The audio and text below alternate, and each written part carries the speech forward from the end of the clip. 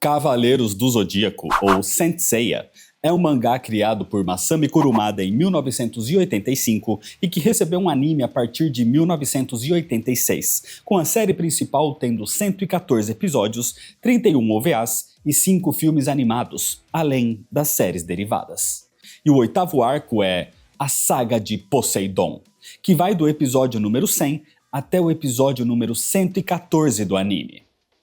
Esse arco foi considerado por alguns anos como o último do anime, mas atualmente a gente sabe que não é bem assim. De qualquer forma, pode ser por isso mesmo que tem alguns momentos épicos aqui. Mas antes de continuar, se inscreve no canal se você ainda não é inscrito e ativa o sininho das notificações, já deixa seu like para não esquecer depois e me segue nas redes sociais. E agora sim, vamos para a história. Senta aí. A história começa logo depois do sequestro de Athena em Asgard. Em pouco tempo, chuvas torrenciais e tsunamis começam a tomar conta do planeta, causando devastações e inundações em várias partes do mundo. Em Asgard, Seiya e Shun conversam com Freya e Hilda sobre as palavras de Sorento, como foi Poseidon o responsável pelo Anel de Nibelungo. Ou seja, o deus dos mares reencarnou na Terra. Enquanto isso, Saori desperta num templo submarino e quem vai ao seu encontro é um homem chamado Julian Solo, um antigo pretendente que no passado já tinha declarado seu amor a Saori, mas ela muito educadamente o dispensou. Julian era filho único de uma das famílias mais ricas do mundo e com 16 anos herdou tudo do falecido pai. E foi no seu aniversário que algo aconteceu com ele. Poseidon reencarnou em Julian. O deus dos mares sempre reencarnou em alguém da família Solo, uma família milionária de mercadores marinhos na Grécia. Poseidon quer reformar a Terra e torná-la no seu domínio também. Mas com o cosmo de Atena protegendo a Terra, não era tão fácil. Por isso ele usou Hilda e os guerreiros deuses de Asgard para enfraquecê-la.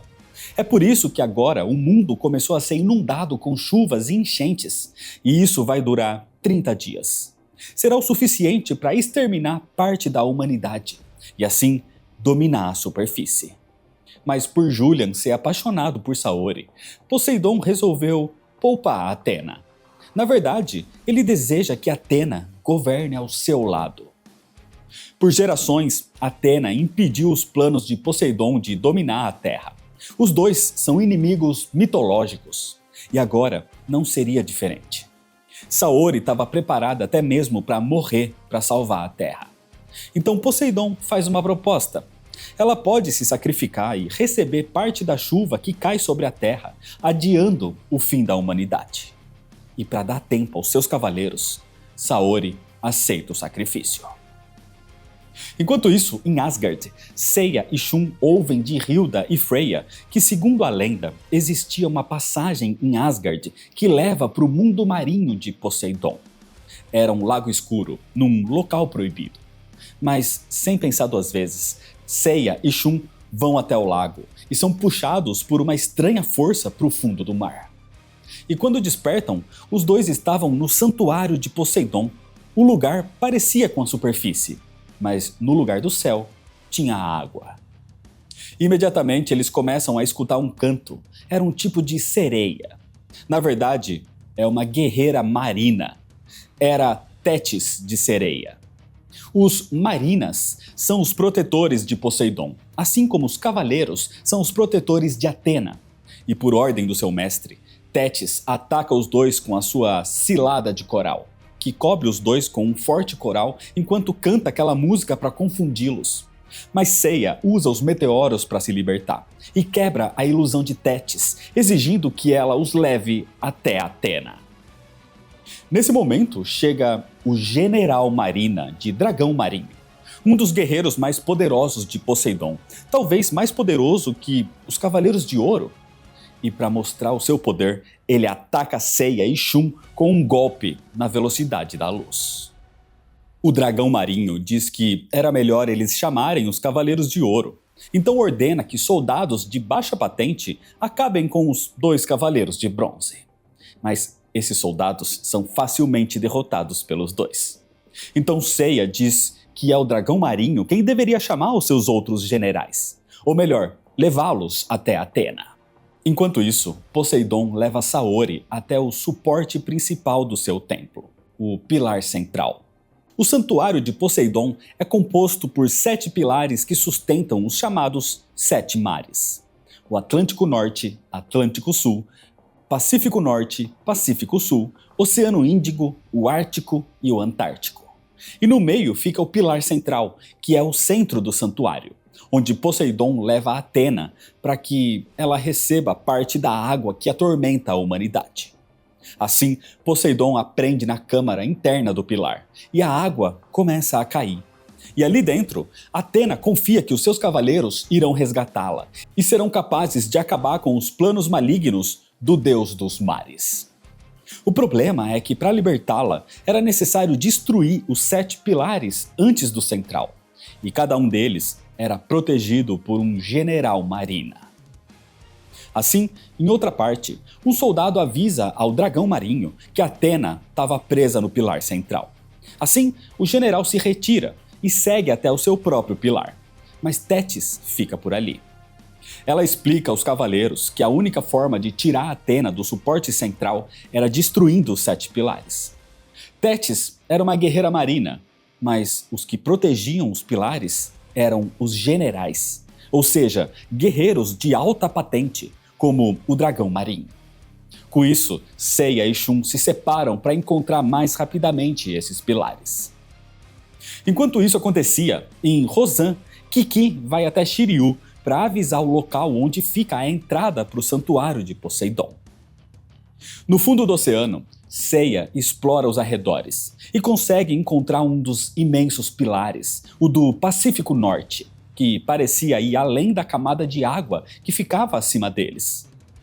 Rapidamente, Seiya usa os seus meteoros para tentar quebrá-lo, mas é contido pelo general marina Bayan de Cavalo Marinho. Bayan não iria permitir o avanço dos Cavaleiros de Bronze, mas com pressa para salvar Atena, Seiya se prepara para lutar e ataca. Só que o seu golpe simplesmente é detido como se pequenas ondas o parassem. Assim, Bayan contra-ataca com o seu golpe Sopro Divino. Ou seja, a luta não seria fácil. Mas enquanto isso acontecia, Yoga estava pronto e entra pela passagem em Asgard para chegar até o santuário submarino. Seiya reconhece que Bayan é forte, e ele comprova isso ao usar o seu golpe mais poderoso, o Vento do Furacão. Uma forte corrente de ar que lança Seiya para cima, tanto que ele chega na superfície do Pacífico Norte.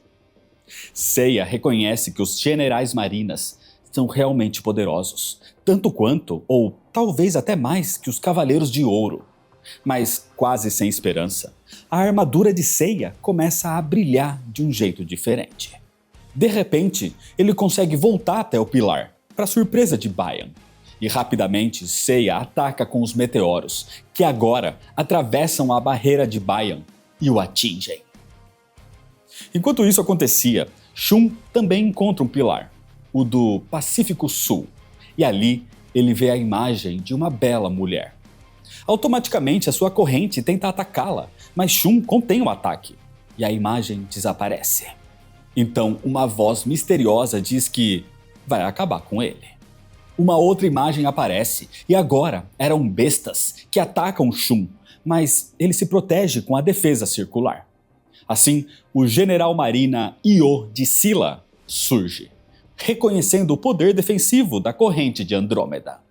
De volta ao pilar do Pacífico Norte, Bayan estava impressionado por Seiya ter voltado tão poderoso a ponto de conseguir quebrar sua defesa. E ao olhar para ele, percebe que, por um momento, a sua armadura brilhava como se fosse de ouro. A verdade é que, por receber o sangue dos Cavaleiros de Ouro para serem restauradas, as armaduras se tornaram mais poderosas, quase tão poderosas quanto as armaduras de ouro. Assim, na velocidade da luz, Seiya ataca novamente Bayan, que não tem tempo de se defender. Enquanto isso, Shiryu e Kiki chegam na entrada do santuário submarino, sentindo o cosmo de Seiya se elevando. mas ali são encontrados por Tétis. E o próprio Kiki diz que se encarregaria dela usando a sua telecinese para jogar pedras contra a sereia, enquanto Shiryu deve seguir em frente. No pilar do Pacífico Norte, Bayan fica impressionado por Seiya tê-lo acertado. Mas ele diz que as suas escamas são extremamente resistentes e não poderia ser atingido por um cavaleiro de bronze. Escamas é a forma que ele se refere à sua armadura, que é tão resistente como uma armadura de ouro. Nesse momento, Hyoga chega para ajudar o companheiro, mas Seiya diz que não precisa. Ele já combateu armaduras de ouro antes, e o seu Cosmo já o superou. E assim, chegando ao sétimo sentido, tanto que a sua armadura de bronze brilha mais uma vez como se fosse de ouro, Seiya dispara os meteoros de Pégasus extremamente poderosos, e com isso, Bayan é derrotado. Nesse momento, Shiryu também os alcança, e Seiya explica como o objetivo dos cavaleiros para salvar Athena é derrotar os generais Marina e destruir os pilares. Assim, Seiya pede para Hyoga e Shiryu seguirem em frente, enquanto ele se prepara para destruir o pilar do Pacífico Norte. O que Seiya não esperava é que, mesmo com as suas últimas forças, Bayan avisa que nem mesmo os golpes de todos os Cavaleiros de Ouro poderiam quebrar o pilar. E mesmo com o aviso, Seiya usa o Cometa de Pégasus, mas ele não consegue sequer arranhá-lo. Enquanto isso acontecia, Kiki continuava sua luta contra Tétis, mas China chega para ajudá-lo. Ela está ali carregando a armadura de Libra por ordem do mestre ancião. Assim, ela pede para que Kiki a leve até Seiya e os outros, enquanto ela vai assumir o combate contra Tétis. No pilar do Pacífico Norte, Seiya está prestes a lançar o seu corpo contra o pilar para destruí-lo, mas isso só o machucaria. Então, nesse momento, Kiki chega com a armadura de Libra. Assim, Seiya entende. O mestre ancião a enviou porque as armas de Libra seriam capazes de destruir os pilares. Desse jeito, a armadura de ouro entrega a Seiya o escudo de Libra. E usando como um disco, Seiya consegue destruir o pilar do Pacífico Norte, que desmorona, causando um tremor no templo de Poseidon, que deixa até mesmo Tétis espantada. Agora faltavam 6 pilares. No pilar do Pacífico Sul, Shun está de frente com Io de Scylla. A Scylla é uma lenda grega da figura de uma bela mulher, mas que na verdade eram 6 criaturas, 6 bestas que atacam e devoram marinheiros. Io então ataca com a primeira besta, a Águia Poderosa, que consegue passar pela defesa de Shun. Assim, seguem os ataques das bestas como a Fúria do Lobo, o Ferrão da Abelha Rainha, a Serpente Assassina, o Ataque Vampiro e o Urso Infernal. E a defesa circular não consegue deter nenhum dos ataques. Assim, Io pergunta com qual das bestas Shun queria morrer. Mas a corrente de Andrômeda tem um grande poder de defesa, e ela também pode mudar de forma para se adaptar ao ataque do inimigo. Assim, para conter o ataque do Ferrão da Abelha Rainha, a corrente assume a forma de uma teia de aranha. As bestas, na verdade, se escondem sob as camadas de Io, e usando a corrente pontiaguda, Shun destrói a parte da escama onde se escondia a Abelha Rainha, acabando com essa besta. Era o início da derrota do General Marina. Então, quando Io tenta atacar com a Águia Poderosa, a corrente se entrelaça como uma rede. Contra a Serpente Assassina, a corrente se enrola ao seu redor como um espiral. Contra o Ataque Vampiro, a corrente usa movimentos de bumerangue para acertar os morcegos pelas costas. Contra a Fúria do Lobo, a corrente se transforma numa armadilha. E contra o Urso Infernal, a corrente começa a estrangulá-lo. Ou seja, cada uma das escamas que representavam as bestas estavam destruídas. Io questiona se Shun iria matá-lo agora. Mas Shun não quer fazer isso.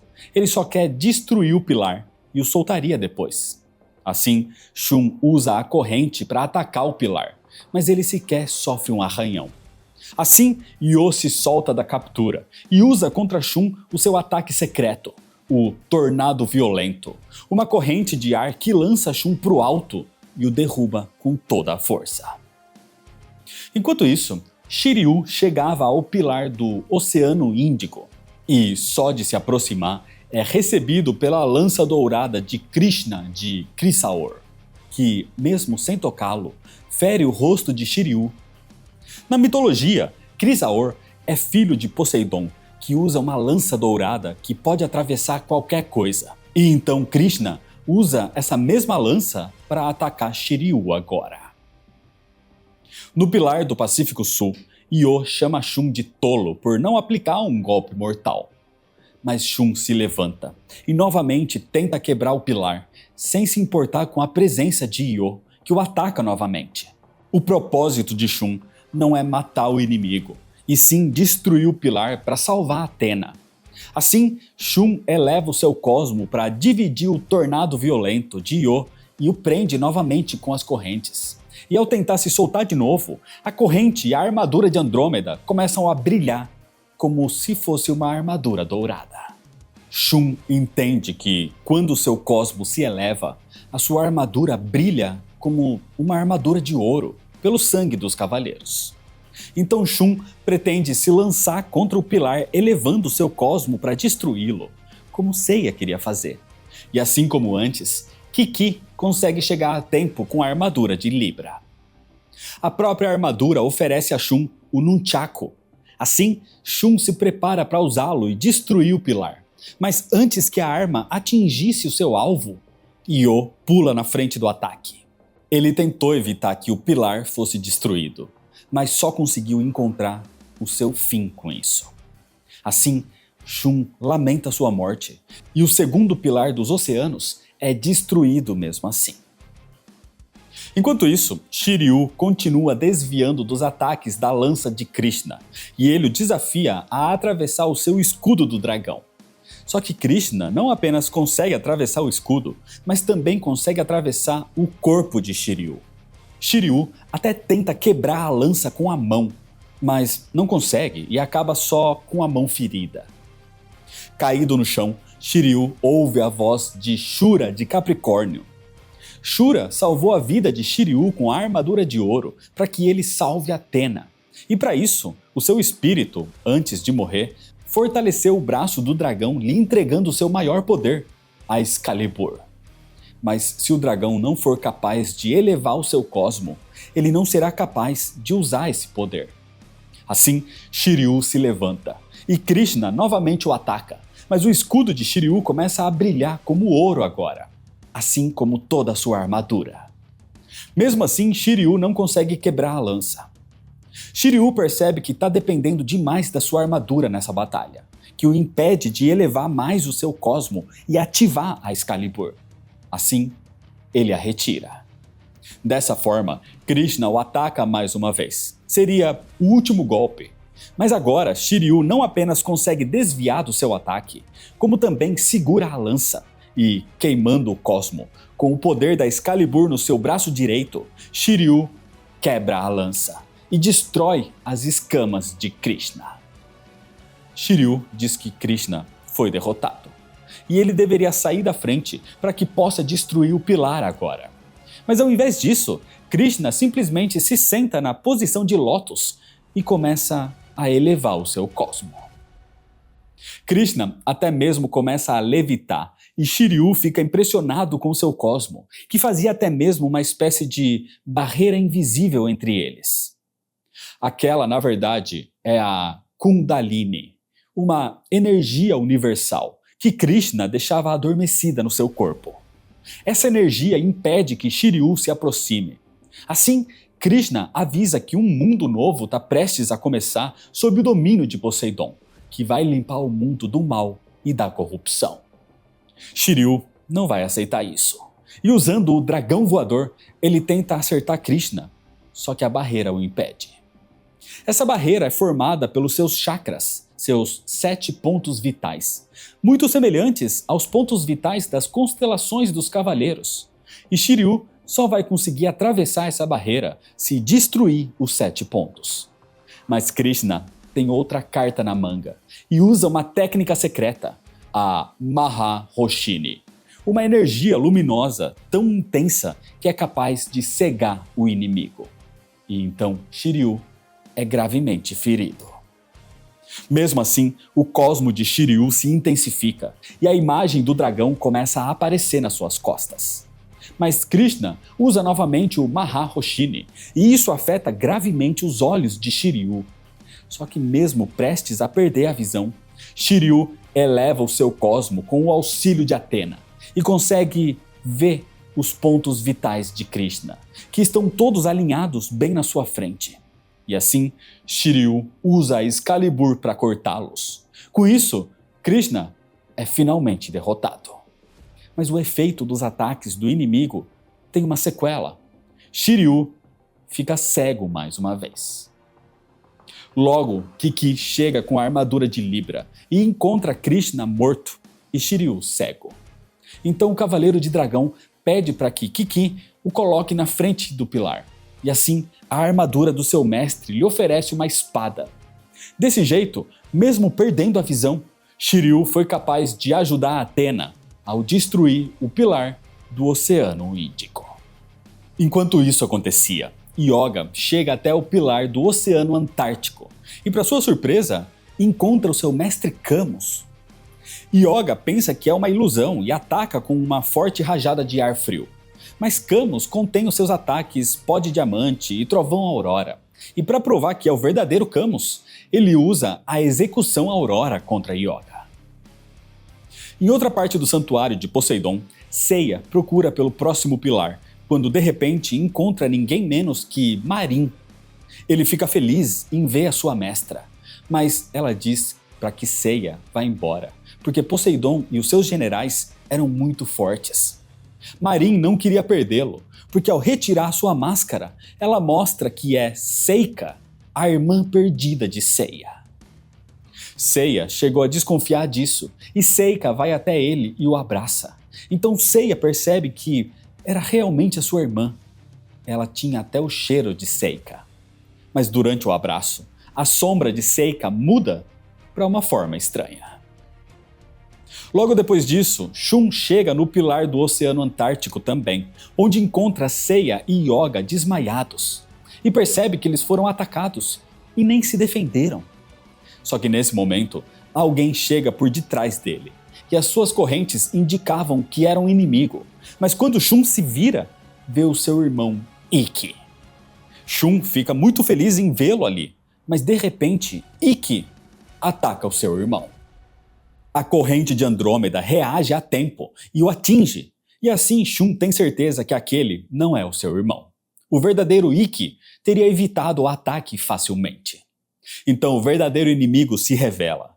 Era Kassa de Limnades, um dos generais Marina que possui a habilidade de se transformar no ente mais querido do seu inimigo, usando as suas próprias memórias e emoções para isso. Foi dessa forma que ele derrotou Yoga, assumindo a forma de Camus, e derrotou Seiya, assumindo a forma de Marin, se passando por Seika. Shun fica furioso em como Kassa usa as emoções das pessoas e o prende com as suas correntes. Ele sabe o quanto Camus e Seika são importantes para os seus amigos. E essa foi uma das primeiras vezes que Shun demonstra tanta vontade de lutar, porque aquele era realmente um homem malvado. Mas enquanto mantém Kassa preso, o inimigo se transforma no seu irmão mais uma vez. E mesmo sabendo que não era Ikki, Shun hesita em atacar. Assim, Kassa se solta e contra-ataca com o seu golpe Salamandra Satânica. Mas quando estava prestes a acabar com a vida de Shun, ele para assustado com a intensidade de um cosmo que se aproxima.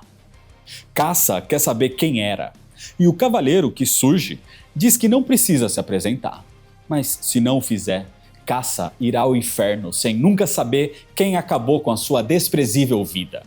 Ele era Ikki de Fênix. Ikki estava muito furioso em como Kassa usou os sentimentos dos seus amigos.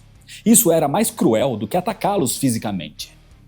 Kassa até tenta usar o golpe Salamandra Satânica, mas é detido por apenas uma mão, e assim Ikki o atinge com o Ave Fênix, destruindo as suas escamas.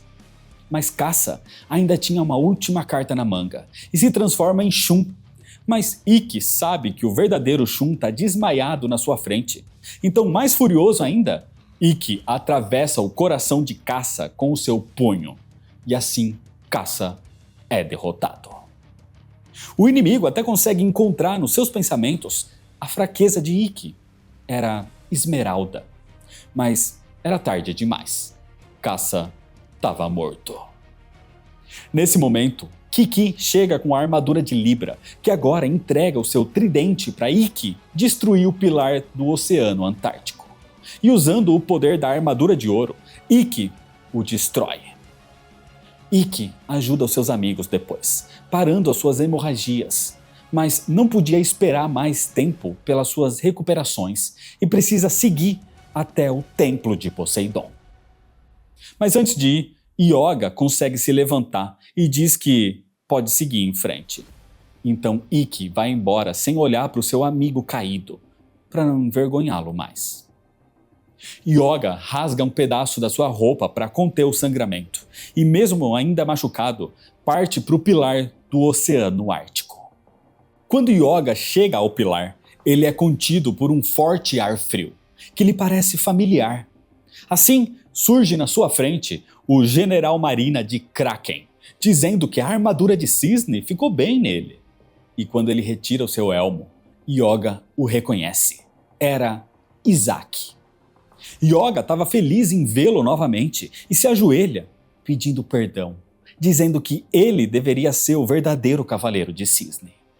Mas em resposta, Izaki apenas lhe dá um chute no rosto, dizendo que não queria compaixão. Mas Hyoga não entende porque ele se voltou para o lado de Poseidon. Acontece que Izaki era outro discípulo do Mestre de Cristal que treinava com Hyoga pela armadura de cisne. Os dois praticamente cresceram juntos, lutando pela justiça. Izaki, atualmente, era cego do olho esquerdo, que tinha uma grande cicatriz, e Hyoga questiona se isso era sua culpa também. E Izaki diz que sim. Sendo assim, Hyoga pede para que Izaki também o deixe cego de um olho. E Izaki parece atender o seu pedido, mas ele na verdade se segura e só fere a sua pálpebra. Enquanto treinavam juntos, Izaki sempre contava como queria lutar pela justiça, acreditando que Hyoga tinha o mesmo desejo. Mas quando ele soube que a real intenção de Hyoga era resgatar a sua mãe das águas congeladas da Sibéria, Izaki o confrontou e o espancou, achando Hyoga mesquinho e não merecedor de ser um cavaleiro. Os cavaleiros deveriam lutar por algo muito maior, mas Hyoga diz que ele pode até odiá-lo, só que a sua mãe era a única pessoa que lhe dava forças para continuar vivendo. Ele precisava dela primeiro, para depois lutar pelo que era certo. E frustrado, Izaki vai embora, dizendo que a correnteza do mar da Sibéria era muito forte e caso ela o pegasse, ele certamente morreria. Apesar de tudo, Izaki se preocupava com um amigo e tinha a esperança de que Hyoga mudasse de ideia. Mas mesmo assim, Hyoga ignorou o conselho de Izaki. E certo dia, quebrou a camada de gelo da superfície e mergulhou para encontrar o navio afundado da sua mãe. Mas a corrente marítima pega Hyoga em cheio, o levando para longe, deixando Hyoga preso nas cordas do navio. Izaki vê tudo isso, então mergulha para resgatar o companheiro.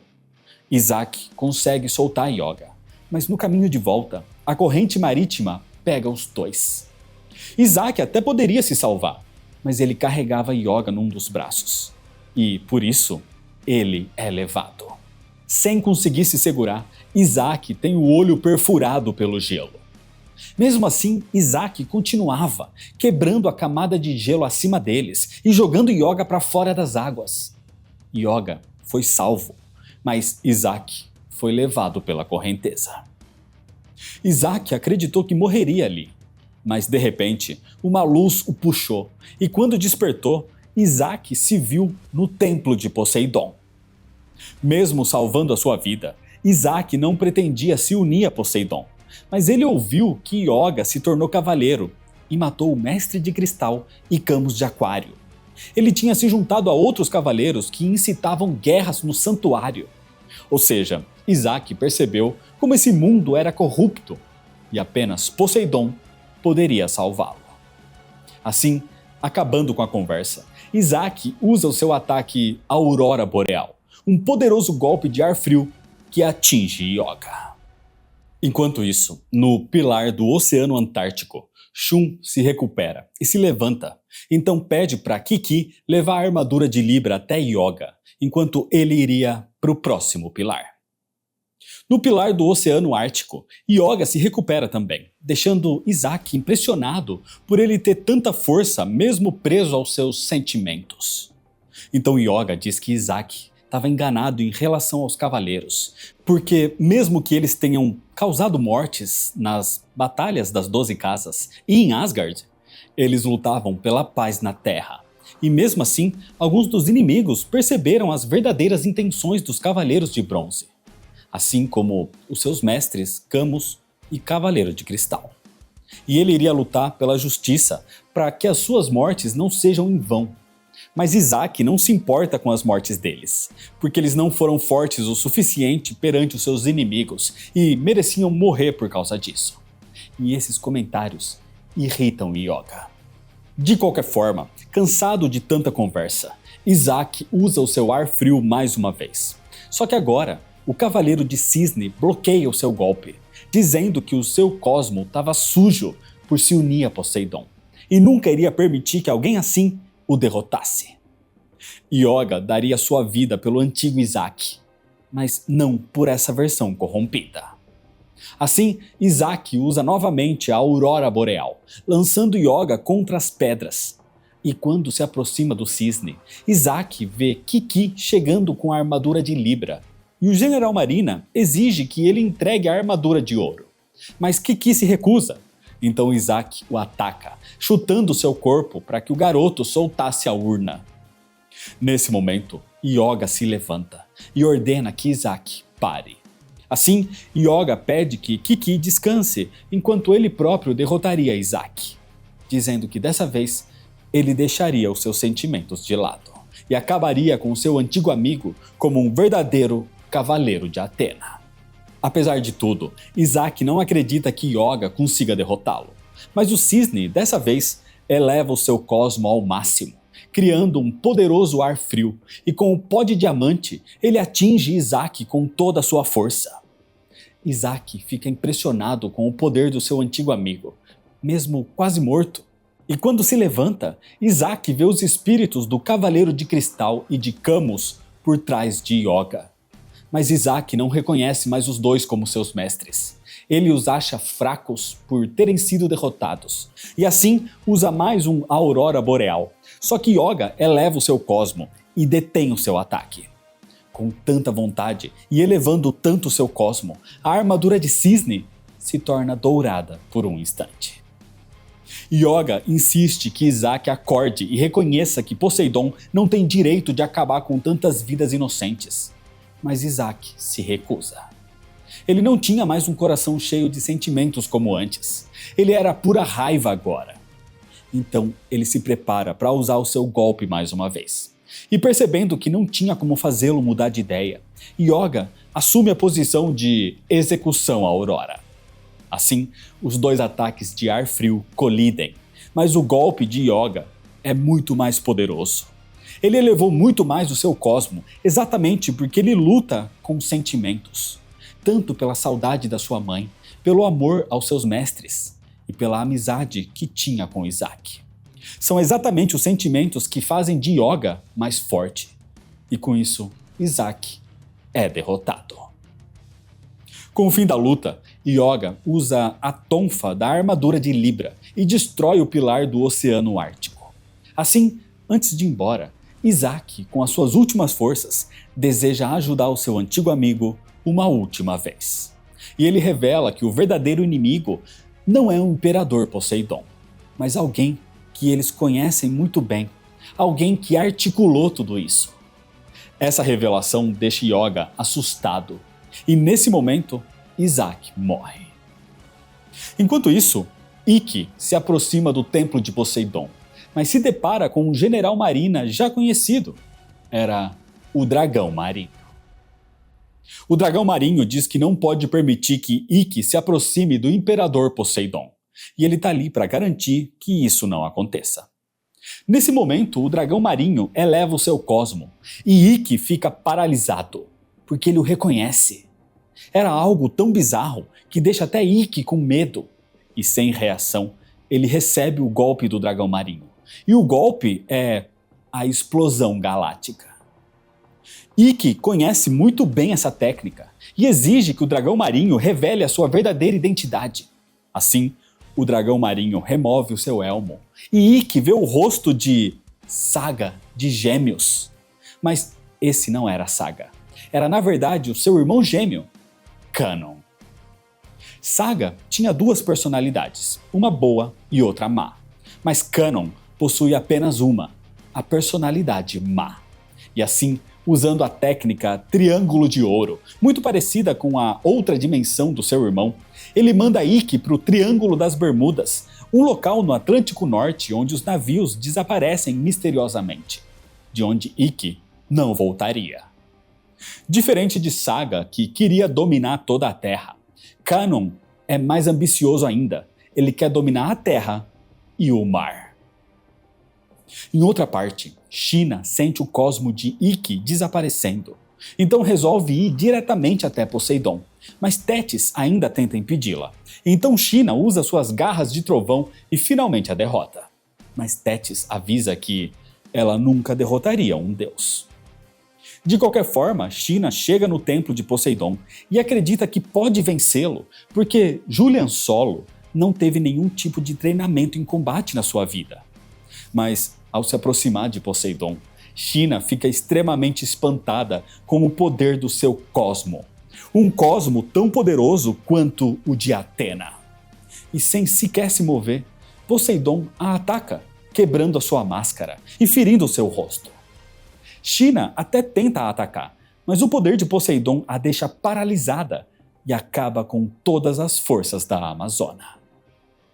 Perto dali, Canon sente outro cosmo desaparecendo além do de Ikki, e acredita agora que todos os cavaleiros e generais marina estejam mortos. Com isso, os seus planos estão se concretizando. Mas nesse momento, um outro general marina se aproxima. É Sorento de Cirene, o mesmo que lutou contra Siegfried em Asgard. Sorento diz que o plano de Poseidon é apenas acabar com a corrupção da Terra. Ele não queria um confronto contra os cavaleiros de Atena. Talvez quem arquitetou esse confronto entre deuses possa se beneficiar com a autodestruição dos dois. Canon então diz que se Sorento não parasse de imaginar coisas, ele iria se arrepender. Mas antes de qualquer coisa, a tensão se quebra quando eles sentem dois cosmos muito fortes indo em direção aos pilares que eles deveriam estar protegendo. Assim, eles se separam. Ao se aproximar do pilar do Atlântico Sul, Shun escuta a flauta de Sorento e fica impressionado ao vê-lo, porque achou que ele tinha morrido na batalha contra Siegfried. Mas a verdade é que Sorento conseguiu se soltar de Siegfried com a ajuda da sua flauta, e então ele voltou ao templo de Poseidon. Sorento acredita que Shun não pode lutar porque está machucado, mas Shun se mostra disposto a fazer o impossível para salvar Atena. Assim, ele ataca com as correntes de Andrômeda, mas Sorento usa sua flauta para criar um escudo, e protegido, ele começa a tocar uma melodia, a Sinfonia Final da Morte. Um ataque que afeta diretamente o cérebro do inimigo, destruindo seus sentidos. Sorento não é maligno, mas é um dos generais mais poderosos de Poseidon, e facilmente ele acabaria com a vida de Shun. Só que nesse momento, uma canção começa a ser ouvida, vinda do pilar central. Era uma canção vinda da própria Atena, que interfere diretamente no ataque de Sorento. A canção deixa Sorento e Canon impressionados com a intensidade do cosmo de Atena. Nesse momento, inclusive, Canon sente que alguém entrou no salão de Poseidon, mas tinha outro cosmo vindo em direção ao seu pilar, o pilar do Atlântico Norte. Quem chegou no salão de Poseidon foi Seiya, onde ele encontra a China desmaiada. Poseidon estava ali, e ele levanta as paredes atrás do seu trono para revelar o suporte central, só para dizer que Atena estava ali dentro, quase morta, e Seiya nunca conseguiria tirá-la dali. Atena parou de cantar. Isso provavelmente foi a sua última prece. Mas Seiya não aceita isso e ataca com os meteoros de Pégasus. Mas o seu ataque é devolvido contra ele mesmo. Isso aconteceria com qualquer ataque feito contra o deus dos mares. Seiya não está disposto a desistir e eleva o seu cosmo até que a sua armadura volta a brilhar como ouro. Mas Poseidon era um deus. Mesmo que quem esteja na sua frente seja o corpo físico de Julian Solo. E para mostrar o seu poder, Poseidon simplesmente quebra a armadura de Pégasus. E agora se prepara para dar o golpe final contra Seiya. Só que nesse último instante, Shiryu aparece defendendo seu amigo com o escudo do dragão. Shiryu vai assumir a batalha do companheiro. Mas só o cosmo de Poseidon já é suficiente para parar o Cavaleiro de Dragão. Só que nesse momento, Yoga também chega. Ele está disposto a lutar também, mesmo que seja contra um deus. Mas apesar dessa força de vontade, eles não são páreo. E facilmente Poseidon destrói as armaduras de dragão e de cisne. E mesmo sem uma armadura, Seiya se levanta, elevando seu cosmo. Enquanto isso acontecia, os Cavaleiros de Ouro queriam ir até o templo de Poseidon também. Mas o mestre ancião ordenou que eles não saíssem do santuário. Eles não podem deixar o templo de Atena indefeso nesse momento. Mas Aioria queria ir mesmo que fosse sozinho. Só que nesse momento, ele vê algo que o faz parar. Da casa de Sagitário, uma espécie de estrela cadente sai em direção ao templo de Poseidon. E então Mu agradece a Iorus por ajudar os Cavaleiros de Bronze. Assim, no templo de Poseidon, chega a armadura de ouro de Sagitário. E como de costume, ela cobre o corpo de Seiya. A alma de Iorus chegou para defender os Cavaleiros de Bronze e para lutar por Atena. Enquanto isso, no pilar do Atlântico Norte, Canon fica preocupado com o cosmo que entrou na sala de Poseidon, mas não quer ir até lá e deixar o seu pilar desprotegido. E no pilar do Atlântico Sul, a luta entre Sorento e Shun continuava. Mas Sorento também está preocupado com o poderoso cosmo que sentiu na sala de Poseidon. Ele quer acabar logo com a luta e ir até lá. Então usa a Sinfonia Final da Morte mais uma vez.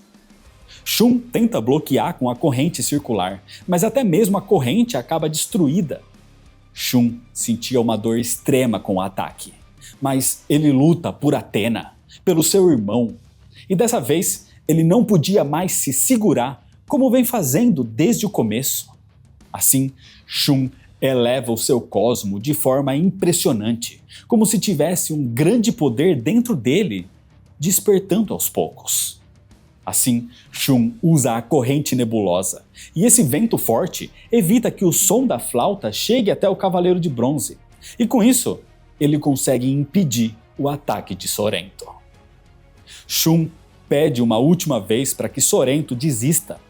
Sorento não é uma pessoa má, e Shun apenas quer salvar Atena, mas Sorento não recua. Assim, Shun aumenta a força da corrente de ar até criar a tempestade nebulosa, que arremessa Sorento violentamente contra o seu próprio pilar. Bayan de Cavalo Marinho foi derrotado por Seiya, Io de Sila foi derrotado por Shun, Krishna de Chrysaor foi derrotado por Shiryu, Caça de Limnades foi derrotado por Ikki, Isaac de Kraken foi derrotado por Yoga, e agora Sorento de Cirene foi derrotado por Shun. Então, nesse momento, Kiki chega com a armadura de Libra, e desse jeito, 6 dos pilares que sustentam o reino de Poseidon foram destruídos. O último que falta agora é o pilar do Atlântico Norte, guardado por Cânon de dragão marinho. Nesse momento, o combate maior acontecia na sala do trono de Poseidon, onde todos sentem o tremor da destruição do pilar do Atlântico Sul. Usando a armadura de Sagitário, Seiya eleva ainda mais o seu cosmo, mas mesmo assim, ao tentar usar os meteoros de Pégasus, o seu ataque é devolvido mais uma vez. Enquanto isso, Cânon estava preocupado, porque os ataques de Seiya podem fazer com que a alma de Poseidon desperte completamente, já que até agora, Cânon o vem controlando. É Cânon quem vem manipulando Poseidon, mas se o verdadeiro Poseidon despertar, ele não vai conseguir segurá-lo. É nesse momento que Ikki volta das cinzas, dizendo que achou muito interessante o que acabou de ouvir. Era o cosmo de Ikki que Cânon estava sentindo se aproximando do seu pilar. Isso porque Ikki conseguiu se livrar facilmente do seu golpe que o enviava para outra dimensão. O ataque dele não era nada demais. E Ikki inclusive diz que era menos poderoso que o ataque do seu irmão gêmeo. Isso enfurece Cânon, que ataca Ikki com a sua explosão galáctica. Mas Ikki contém o golpe. Ele lutou contra Saga e sabe muito bem como funcionam esses ataques. E para mostrar que realmente consegue superá-lo, Ikki usa o golpe fantasma de Fênix e obriga que Cânon revele toda a verdade sobre a sua história. Acontece que, há 13 anos atrás, houve um confronto entre os irmãos gêmeos, Saga e Cânon. Isso porque Cânon sugeriu que Saga, o Cavaleiro de Ouro de Gêmeos, matasse a bebê Athena e o mestre do santuário e tomasse o seu lugar, enquanto Cânon poderia assumir o posto de Cavaleiro de Ouro. Assim, ambos controlariam o santuário. Mas furioso com o plano maligno do irmão, Saga o confronta. Cânon diz que Saga acredita que é bondoso, mas dentro dele existe uma personalidade maligna, que pensa como Cânon. Como punição, Saga colocou Cânon na prisão do Cabo Sunion, um local onde ficavam os inimigos de Atena, que, quando a maré enche, deixa a prisão submersa. Ali, Saga acredita que Cânon receberia a punição divina. Ele só sairia dali se Atena o perdoasse. E enquanto Saga deixa o irmão para trás naquela prisão, Cânon diz que ele entenderia sua visão um dia. Foi a partir daí que Saga passou a despertar sua personalidade maligna, o que o fez passar a agir contra Atena. Durante os próximos dias, Cânon quase morreu afogado em vários momentos, mas um cosmo muito forte o salvou todas as vezes. Só por isso ele ficou vivo. Até que um dia ele percebeu um tipo de luz atrás de um rochedo, e ao destruí-lo, Cânon encontrou preso ali o tridente de Poseidon, contido pelo selo de Atena. Assim, ao remover o selo, Cânon foi arrastado para o templo submarino, onde encontrou as escamas dos generais Marina, além da armadura do deus dos mares. E do seu lado, uma ânfora, que era a prisão que mantinha a alma do deus Poseidon, selado desde a última guerra contra a Atena. Foi assim que Cânon o libertou e se apresentou como o general dragão marinho, avisando que Atena renasceu. Então a alma do deus Poseidon diz que iria reencarnar mais uma vez no corpo de um integrante da família Solo, a família que domina o mercado marítimo do Mediterrâneo, e pede para ser despertado quando o pequeno Julian Solo estiver com 16 anos. Assim, automaticamente os seus marinas sentirão a sua presença e se juntarão a ele.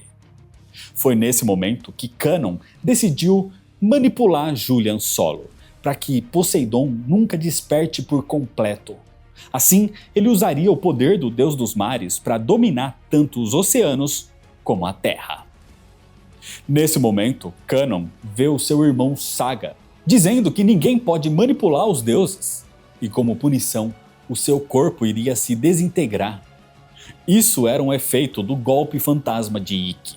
Então Cânon fica furioso ao ponto de sair daquela ilusão e voltar ao combate contra Ikki de Fênix. Enquanto isso acontecia, no templo central, Seiya continuava sofrendo com os contra-ataques de Poseidon. Então ele resolve usar um poderoso recurso, a flecha sagrada de Sagitário. Mas o grande problema é que, assim como todos os seus outros golpes, ao disparar a flecha, ela volta e acerta o peito de Seiya.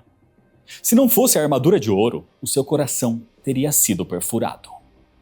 Mesmo assim, Seiya não vai desistir e espera que o seu cosmo guie a flecha dessa vez. Assim, ele tenta de novo.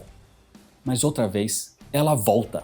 Só que agora, China entra na frente do seu amado, se jogando na frente da flecha.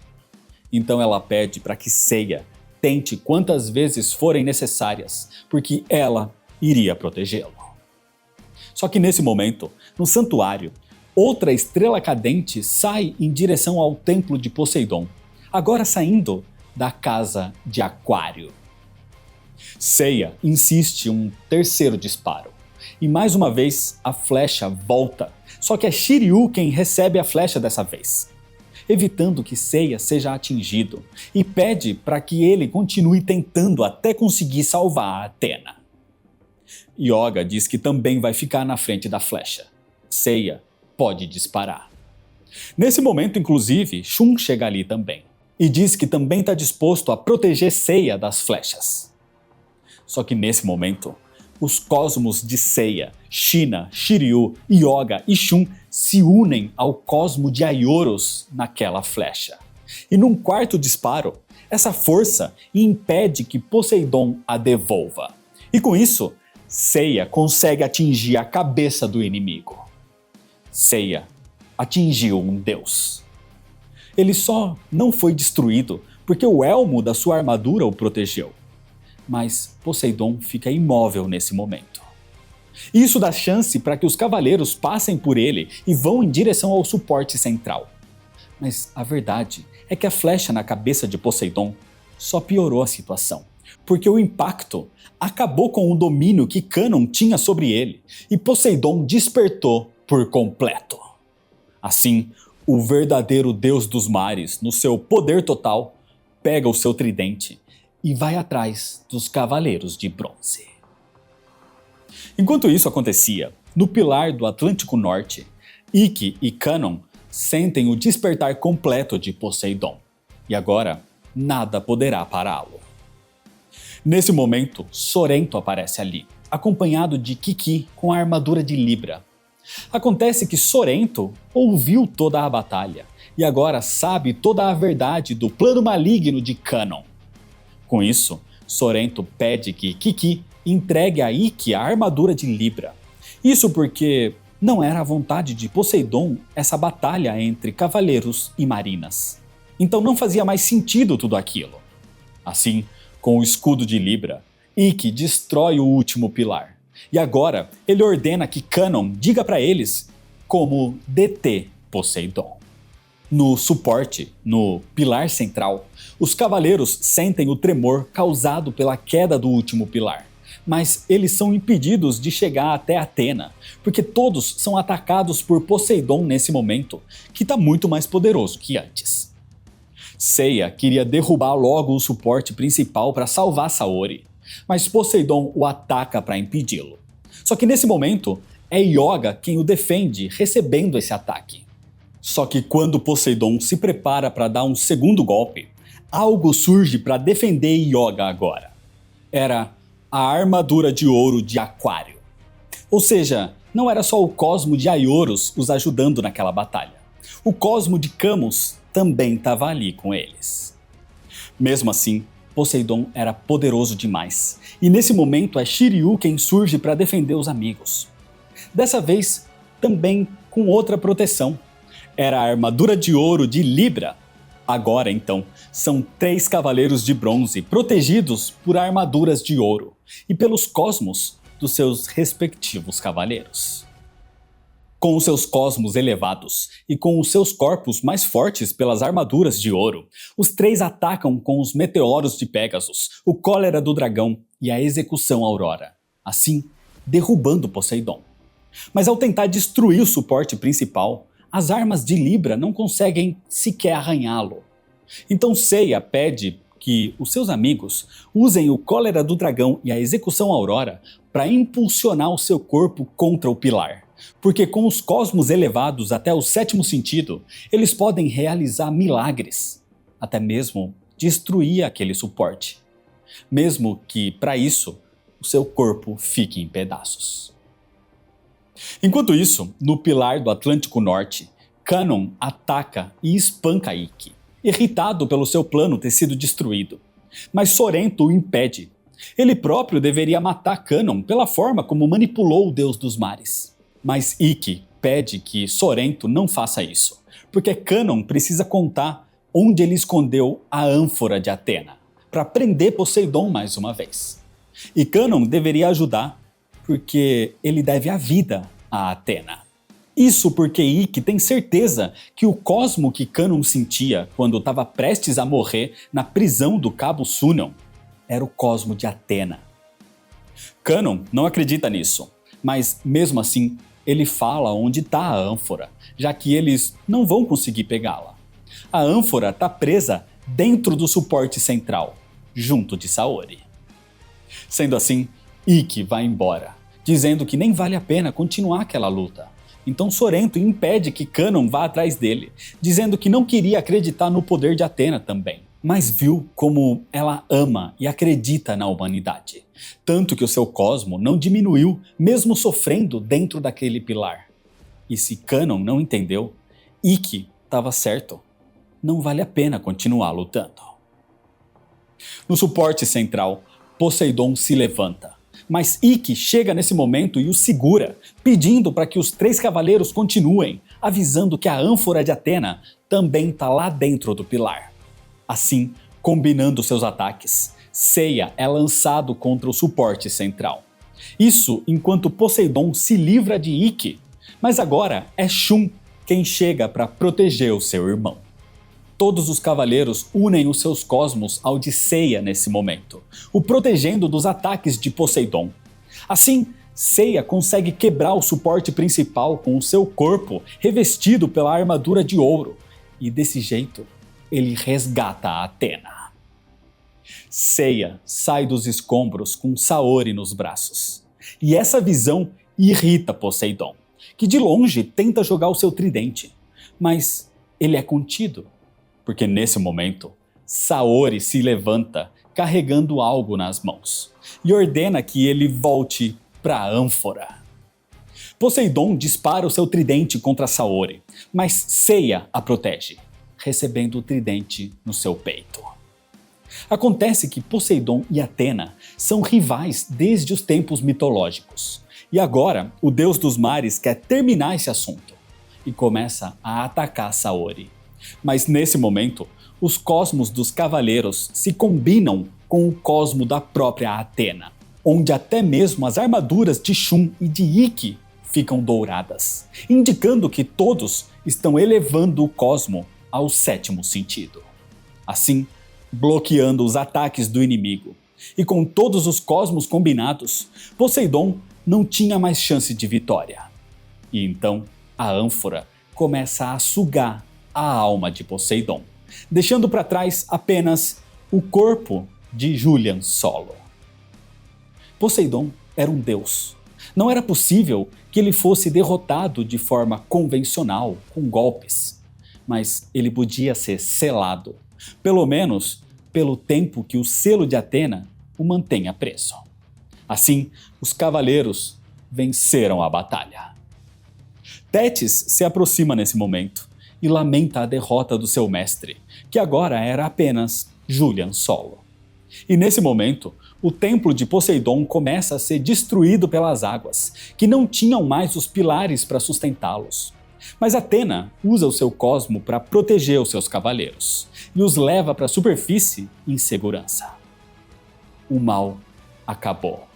Poseidon foi derrotado, e com isso, as chuvas e tsunamis pararam também.